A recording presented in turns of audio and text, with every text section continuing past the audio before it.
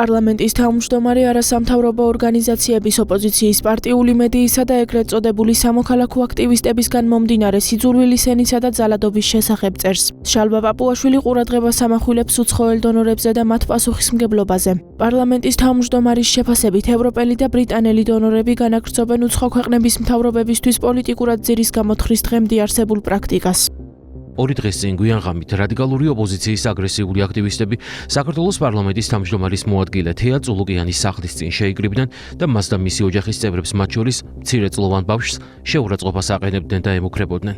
მანამდე ერთ-ერთი ოპოზიციური არასამთავრობო ორგანიზაციის ხელმძღვანელმა ბაია პატარაიამ სხვა მუქარი შემცველ და დამამცირებელ მრავალ პოსტთან ერთად სოციალური მედიით თეა წულუკიანს სიკვდილი უსურვა. ქართულ ენაში შესაძლო ყველაზე მძიმე ტერმინების გამოყენებით. NGO კარტელის ეს ბოსები და ოპოზიციის მიერ კონტროლირებადი მედია სულ უფრო მეტად ემსგავსება 1000 ბორცვის რადიოს, ზიზღის გამღვიებელ მედიას, რომელმაც მთავარი როლი შეასრულა 30 წლის წინ რუანდაში დატრიალებულ გენოციდში.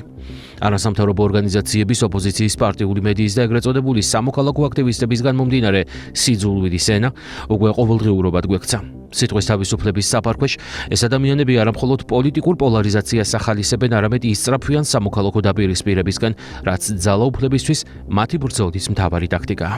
შესაძლოა ასეთი ჯგუფების წარმომადგენლებმა თავად არ გამოჰკრან ჩახმახს თითი, თუმცა ისინი არიან, ვინც ქმნიან ისტერიულ გარემოს, რომელმაც შესაძლებელი გახადა ამერიკის შეერთებული შტატების პრეზიდენტ ტრამპის და სლოვაკეთის პრემიერ-მინისტრ ფიცოს მკვლელობის მცდელობები.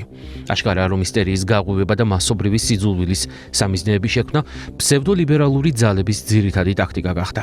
მხოლოდ იღბალმა და რამდენიმე მილიმეტრმა გადაარჩინა ტრამპი და ფიცო, თუმცა იღბალმა შესაძლოა არ გაამართლოს ყველა საჭირო სიტუაციაში. ამ საშიში და მასიური სიძულვილის კამპანიის პროცესში გულუხვი და ფინანსებით მათ მხარს უჭერენ ის უცხოელი დონორები, რომლებიც რიტორიკულად აცხადებენ დემოკრატიის, კანონის უზენაესობისა და რაც ყველაზე ცინიკურია, ადამიანის უფლებების დაცვის მიმართ ერთგულებას. ამავდროულად გრანტების მათი საყვარელი მიმღებები მოქმედებენ როგორც სოციალური ერთიანობის, დემოკრატიული კონსოლიდაციისა და კონსტრუქციული პოლიტიკური ჩართულობის მთავარი დამრღვევები. შეუძლებელია დააფინანსო ტერორი და ამავდროულად უარი თქვა პასუხისმგებლობაზე. უცხოელი დიპლომატების ახალი ტენდენცია მხარდაჭერის სადემონსტრაციო დესტუმრონ იმ ჯგუფებს, რომლებიც ჩართული არიან ქუჩის ძალადობასა და ზიზღის კამპანიაში, კიდევ უფრო მეტად ახალისებს ამ ჯგუფებში განუკითხაობის შეგრძნებას. დემოკრატიის კონსოლიდაცია ბინძური მეთოდებით ვერ მოხდება.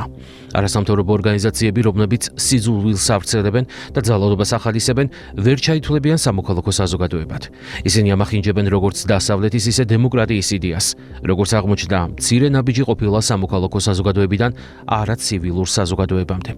სამწუხაროდ, როგორც ხედავთ, ამერიკის შეერთებული შტატების ამჟამინდელი ადმინისტრაციის მიერ საგარეო დახმარების არსებული ცუდი პრაქტიკის გულწრფელ აღიარებას არ მოჰყვა მსგავსი ნაბიჯები ევროპელი და ბრიტანელი დონორების მხრიდან, რომლებაც გადაწყვიტეს, რომ გააგრძელონ უცხო ქვეყნების მთავრობებისთვის პოლიტიკურად ძირის გამოთχრის მანამდე არსებული პრაქტიკა.